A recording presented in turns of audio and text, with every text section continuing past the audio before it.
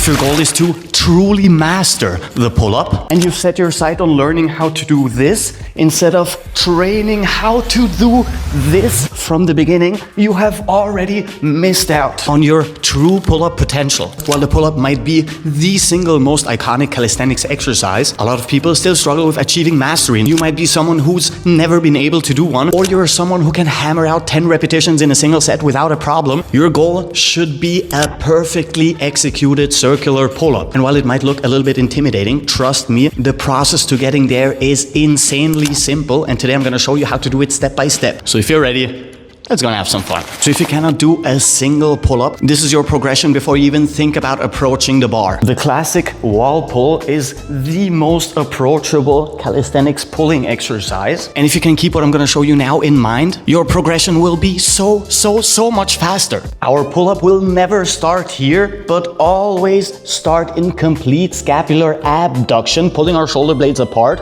moving into scapular adduction, pulling them together, and then back into complete abduction and spinal flexion, because this is going to teach you one of the most important things to learn when it comes to calisthenics in general, which we're going to get into a little bit later more in detail. Abduction, complete adduction, and back into complete abduction.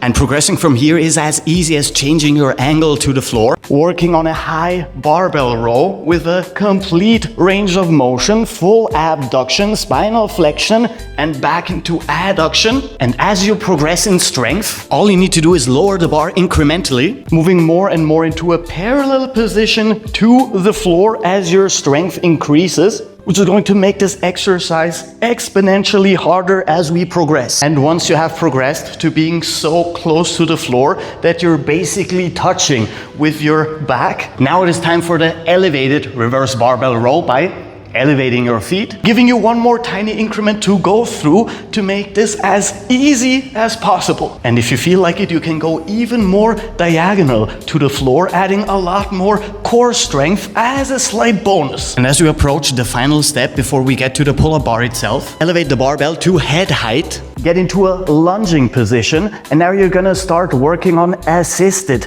behind the back pulls, only using as much strength from your lower body as is necessary to get all the way up, and then reverse, only using as much assistance from your legs as is necessary. And this will help us a little bit with shoulder mobility, because this upcoming step can make or break your entire pull-up progress. Proper scapular positioning and control is one of the most important things in calisthenics in general, irrespective of your goal. And mastering this will make your process a lot easier from the get-go. The main ones being scapular abduction, pulling them apart, scapular elevation, pulling them up, scapular adduction, pulling them together, and scapular depression, pushing them down all the way. So, before you get into the bar itself, start in a classic quadruped position, move into complete scapular adduction, pull your shoulder blades together, and then back into complete abduction. Pull them apart. Go through a handful of repetitions, 1 or 2 sets, just to prime your shoulders for the upcoming exercise.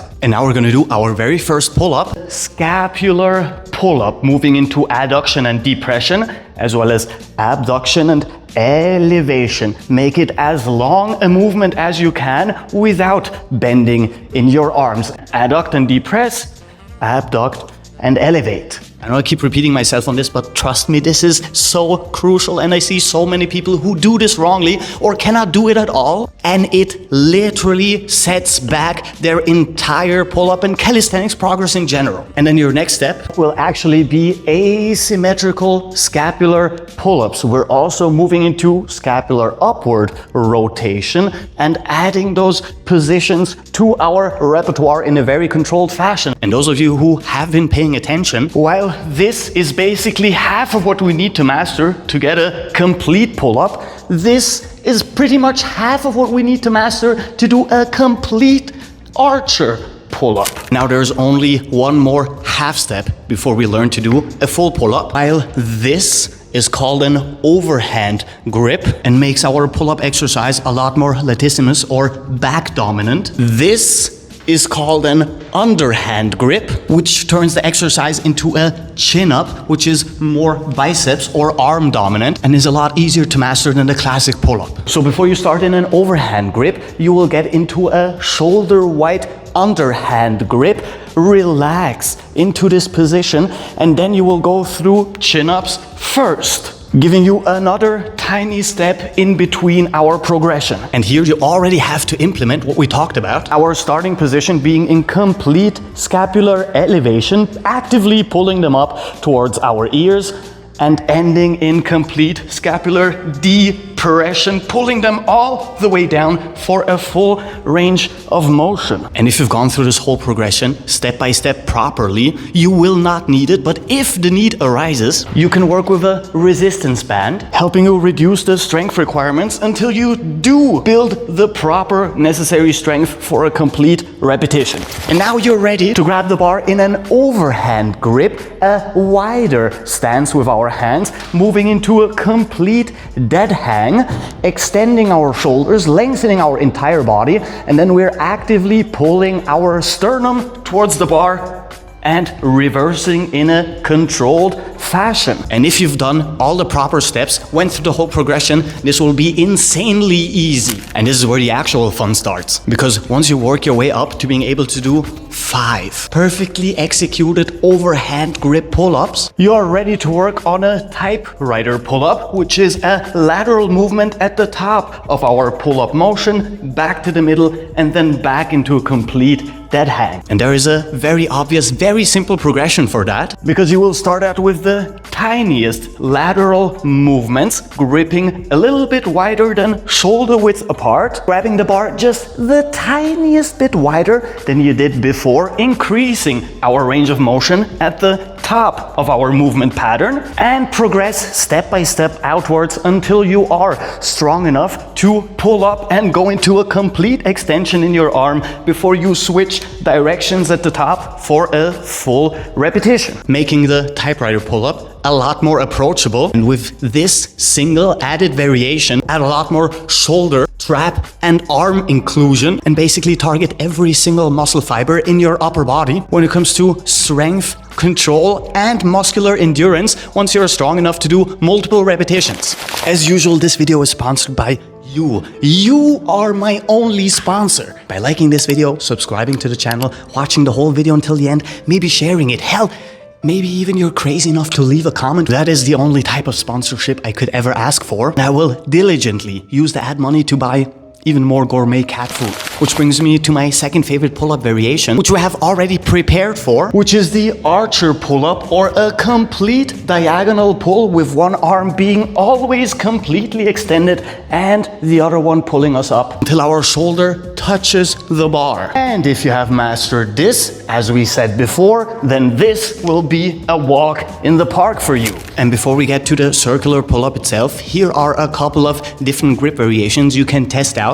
Starting with a mixed grip pull-up, one overhand, one underhand, being more biceps dominant on the underhand side and more latissimus dominant on the overhand side for a nice asymmetrical movement pattern and adding a little bit more control requirements to this exercise. The staggered grip, where one hand is right above our shoulder, one hand is a little bit further out, and we're still pulling towards the middle with one arm flaring out and the other arm being close to our upper body. Then you can also stagger high and low, one hand lower than the other one, but still moving all the way up and all the way down. And if you're using a resistance band to stagger your pull-up, you're gonna need a lot more control from the arm that is gripping this one. And then we've got the hockey grip, in which we intertwine our hands and move diagonally one shoulder to the bar, all the way into complete abduction and elevation, and then the other shoulder towards that bar. As well as an assisted single hand pull-up, where only one hand is on the bar,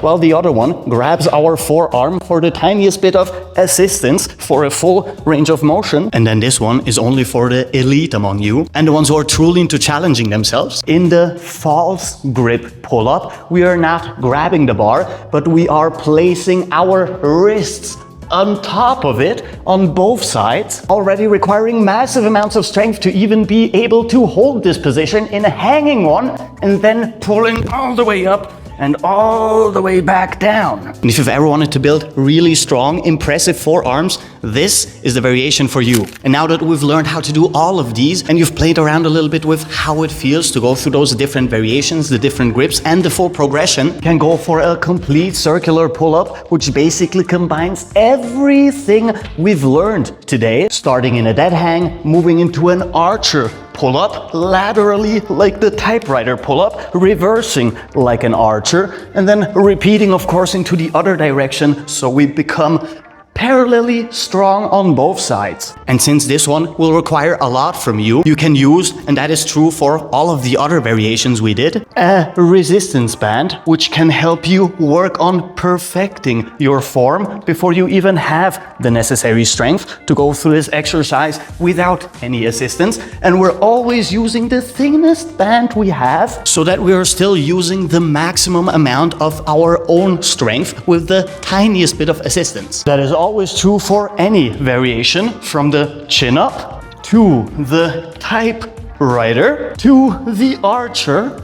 And I think you've gotten the point. Now, when it comes to repetitions and how to progress through this, we're gonna keep the programming very simple, very rudimentary. You will always work your way up to being able to do 5 perfectly executed, controlled repetitions of whatever variation you are at. So once you're able to do 5 perfect wall pulls, you're already ready for the shoulder height reverse barbell row. Once you can do 5 perfect ones of those, you can move down incrementally with steps as tiny as you want them to be until you get to the elevated reverse barbell row with your feet elevated, with our single exception being the scapular pull-up, in which I want you to work up to, at the very least, 10 perfect, slow and controlled repetitions with as long a range of motion as you can muster. Because I don't know if I've made it clear yet, but this is insanely important for your entire calisthenics journey.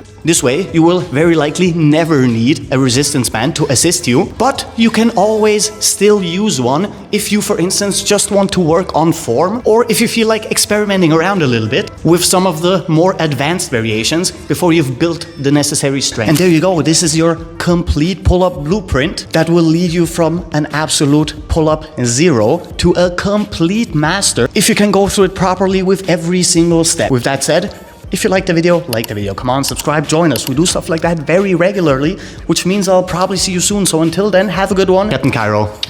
Peace out.